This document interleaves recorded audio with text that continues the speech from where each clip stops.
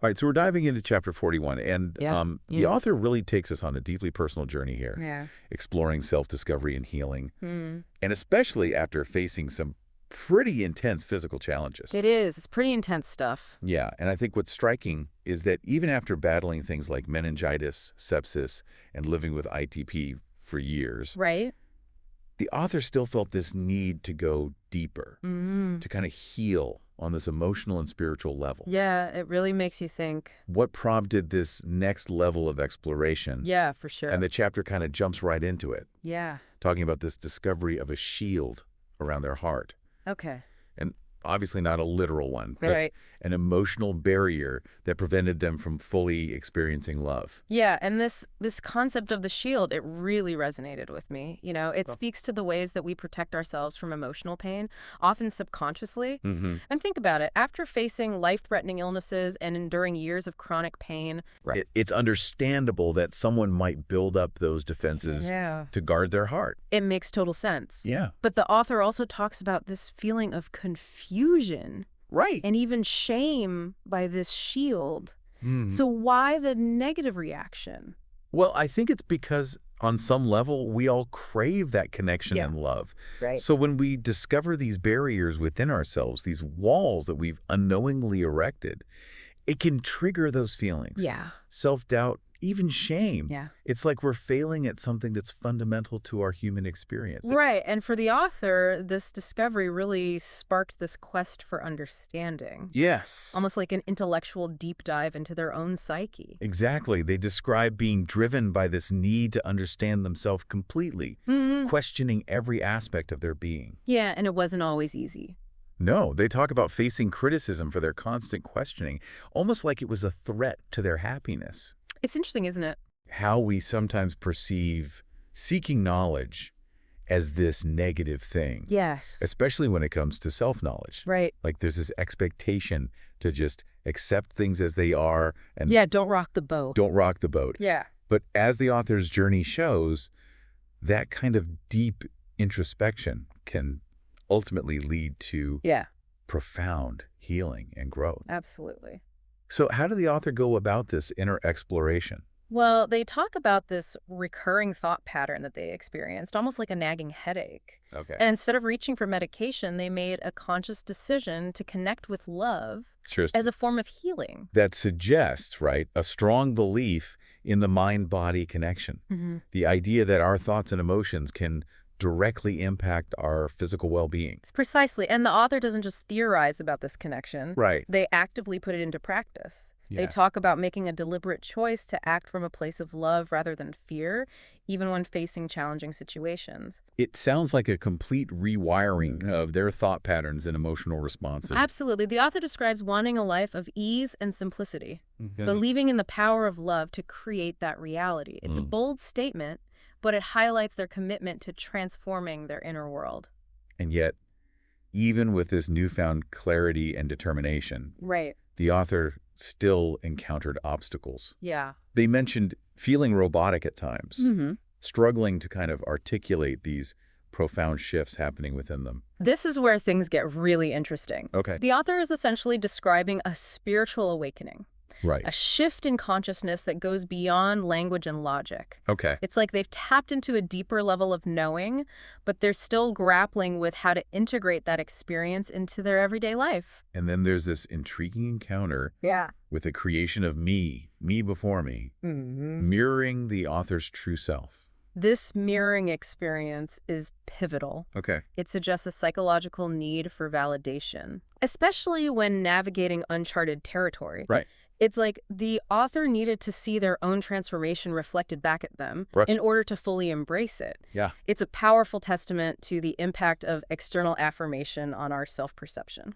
It sounds like a real turning point in the author's journey. For sure. So what happened next? Well, from there, the author describes their mind quieting down, Okay. becoming empty, quiet, and wise. All right. It's as if they finally surrendered the need to overanalyze everything and allowed their heart to take the lead. So it's not about silencing the mind completely, Right. but shifting that balance of power, Exactly. allowing intuition and feeling to guide their understanding. Yeah, the author's essentially tapping into what they call the wisdom of the soul, Okay. that innate knowing that resides deep within us. And this shift in perspective led the author to some profound insights about humanity as a whole. Right. They observe that our modern world is so heavily skewed towards this mind-driven focus.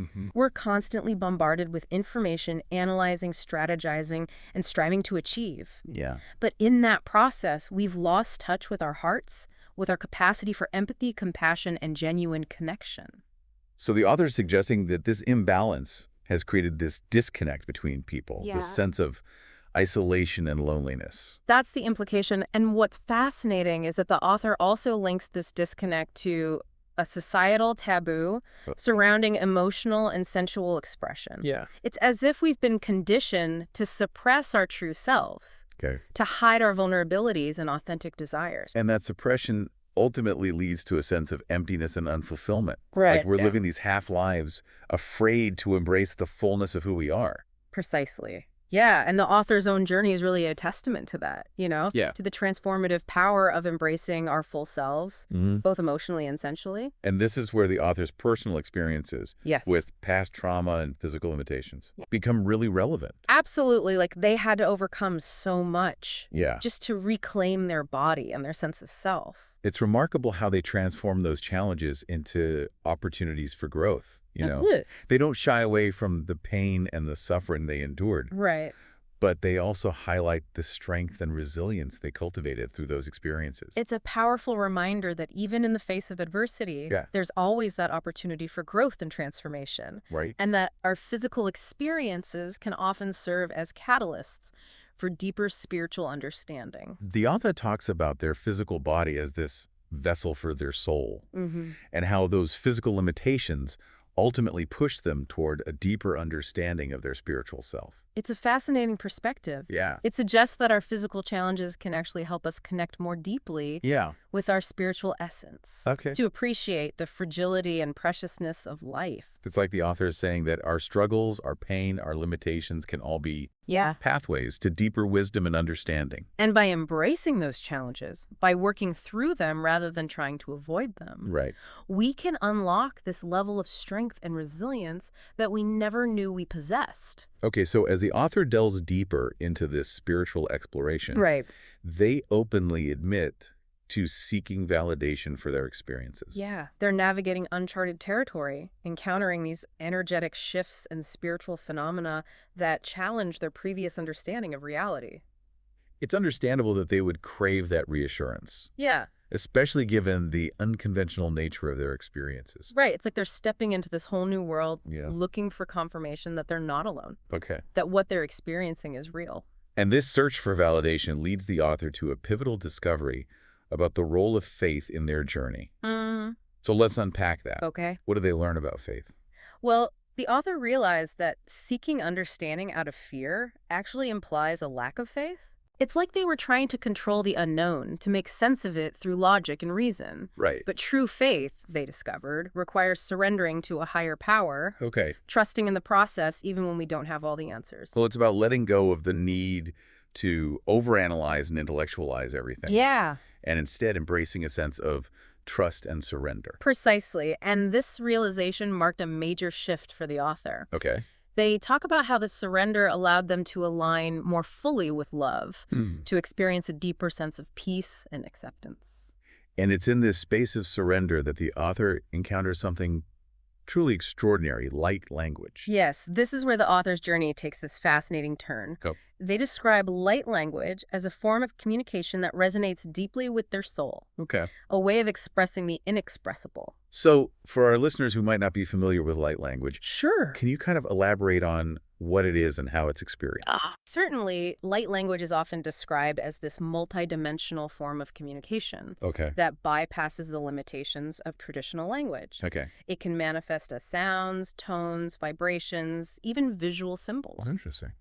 Some people believe it's a way of connecting with higher realms of consciousness or tapping into this ancient wisdom that's stored within our DNA. Okay, so it's not something that you can just pick up in a language class. Right. It's more about accessing this deeper level of knowing. Yeah. A way of communicating that transcends the limitations of words. Exactly. And for the author, light language became a powerful tool for self-expression and healing. Hmm. It allowed them to tap into this level of communication that resonated with their soul, Yeah. a way of giving voice to the profound shifts they had It's experienced. almost like they finally found a language that could match Yeah. the depth and complexity of their inner transformation. Precisely. And this discovery of light language further reinforces the author's belief in their own spiritual awakening. Yeah. They're no longer just questioning and exploring. They're actively engaging with their spiritual senses, That's right. communicating and expressing themselves in ways that were previously unimaginable. It's an incredible testament to the transformative power of embracing our full selves, Absolutely. even the parts that might seem unconventional or outside the norm. And this journey of self-discovery and spiritual awakening ultimately leads the author to a profound realization about the nature of love. Okay, here's where it gets really interesting. So, Okay. what did the author learn about love?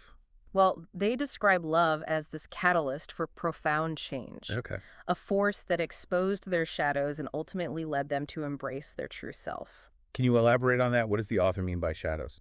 In psychology, the shadow refers to those hidden or repressed aspects of our personality, Okay. the parts of ourselves that we deny or disown. Right. These can be negative traits like anger or jealousy, Hmm. but they can also be positive qualities that we've suppressed for various reasons, like Yeah. creativity or sensuality. So the author is suggesting that love has this illuminating quality, Right. bringing those hidden aspects of ourselves to light Yes. so we can finally confront and integrate them. Exactly. And it's not always a comfortable process. Right? Facing our shadows can be challenging, even painful at times. Hmm. But as the author discovered, it's an essential part of the healing journey. It's like love acts as this mirror, reflecting back not just our true selves, but also the parts of ourselves that we've been hiding from, both from the world and from ourselves. And through that process of confronting and integrating our shadows, we become more whole, more authentic, more aligned with our true nature. It's a powerful message. It suggests that love isn't just about feeling good or experiencing joy. It's also about embracing the fullness of who we are, Right. even those messy, imperfect parts. Absolutely. And the author's journey is a testament to the transformative power of that kind of radical self-acceptance. And it's not just about romantic love, right? The Right. author seems to be talking about this more expansive kind of love, a love for self, a love for humanity, a love for something greater than themselves. You're absolutely right. The author describes a love that transcends boundaries and categories, Yeah. a love that permeates every aspect of their being. It's like they've tapped into a source of love that's infinite and unconditional, a love that embraces all of creation. And it's through this all-encompassing love that the author is able to finally step into their truth, Oh. to embrace their unique voice and share it with the world. It's an inspiring message, especially for those who might be struggling to find their own voice, their own place in the world. It's a reminder that we each have this incredible capacity for love within us, and that by tapping into that love, we can heal ourselves, connect with others in a deeper way, and ultimately create a more loving and compassionate world. Okay, that's incredibly powerful stuff. But let's bring it back down to earth for a moment. Sure. The author's journey was also deeply intertwined with their physical experiences and challenges. Yes, absolutely. The author explicitly mentions their history of meningitis, sepsis, and ITP, and how those experiences shaped their perspective on life and their quest for healing. It's remarkable how they transformed those challenges into opportunities for growth. Yeah. They don't shy away from the pain and suffering they endured, Right. but they also highlight the strength and resilience they cultivated through those experiences. It's a powerful reminder that even in the face of adversity, there's always an opportunity for growth and transformation. Yeah. And that our physical experiences can often serve as catalysts for deeper spiritual understanding. The author talks about their physical body as a vessel for their soul and how those physical limitations ultimately push them towards a deeper understanding of their spiritual self. It's a fascinating perspective. It suggests that our physical challenges can actually help us connect more deeply with our spiritual essence, Okay. to appreciate the fragility and preciousness of life. It's like the author is saying that our struggles, our pain, our limitations can all be pathways to deeper wisdom and understanding. And by embracing those challenges, by working through them rather than trying to avoid them, Right. we can unlock a level of strength and resilience that we never knew we possessed. It's a powerful message of hope and empowerment, especially for those who might be facing their own physical or emotional challenges. Absolutely. The author's journey is a testament to the resilience of the human spirit and the transformative power of love and connection. Hmm. Their story invites us to explore our own inner landscapes, to embrace our vulnerabilities, and to cultivate a deeper connection with our hearts. And it's incredible how the author was able to weave together their physical and spiritual journeys, in finding meaning and purpose in the face of adversity. What really strikes me is that they don't present this as some linear process, Right. but rather an ongoing exploration, Yeah. this continuous unfolding. Yes, the author emphasizes that self-discovery and healing are not destinations, but rather these ongoing journeys. Yeah. There's no finish line, no point where we can say, okay, I'm healed, I'm enlightened. Right, I'm done. It's more about cultivating this mindset of curiosity and openness, a willingness to keep exploring, keep learning, keep growing, even when things get uncomfortable or challenging. Exactly. And it requires a certain level of trust in the process, a Yeah. faith that even when we don't have all the answers, we're being guided towards something meaningful. It's like embracing the mystery of life, allowing ourselves to be surprised by what unfolds, and that each step we take toward understanding ourselves, whether it's through introspection, Right. connecting with our bodies, or exploring our spiritual senses, brings us closer to experiencing true love and fulfillment. The author beautifully articulates that, this journey of uncovering their heart, seeking understanding, and ultimately finding their voice through love and connection is a powerful testament to the transformative potential that lies within each of us. Yeah. Not just for people who've gone through similar challenges, but for anyone who's yearning for a deeper connection with themselves and the world around them. Absolutely. It's a universal message of hope and possibility. Yeah. A reminder that even in the face of adversity, Yeah. even when life throws us those curveballs, Right. we have the power to choose love, to heal ourselves, and to create a life that's aligned with our deepest truths. It all starts with that willingness to dive deep, Oh, to explore those uncharted waters of our own hearts, and to trust in the journey even when we don't know where it will lead. So as we wrap up this deep dive into chapter 41, Yeah. I want to leave you with a question. How can you cultivate a deeper connection with your own heart and allow love to guide your path? What steps can you take today to embark on your own journey of self-discovery and healing? Yeah. Remember, the answers are already within you. You just have to be willing to listen. And don't be afraid to ask for help along the way. Right. Seek out guidance from those who resonate with you, whether it's a therapist, a spiritual teacher, or a trusted friend. Until next time, keep exploring, keep questioning, and keep diving deep.